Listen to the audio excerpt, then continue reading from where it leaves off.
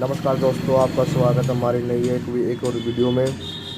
आज हम बात करेंगे हीरो सुपर स्प्लेंडर BS6 की टाइम के बारे में।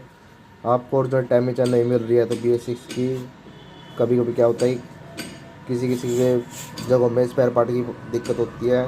इसमें आप इसमें एक्टिवा 125 की टाइम इसमें डाल सकते हैं। एक्टिवा 125 की टाइम डाल के आपको कोई दिक्कत ऐसी नहीं आएगी इसमें। ठीक है जी।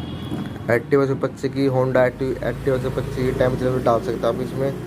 वैसे कोई दिक्कत नहीं, प्रॉपर एंड फिटिंग आएगी। आवाज़ भी आपकी एंड काफ़ी सही, पहले से बहुत सही आवाज़ हो जाएगी। जो ओरिजिनल टाइम है उससे भी बेहतरीन आवाज़ हो जाएगी इसमें। ठीक है जी।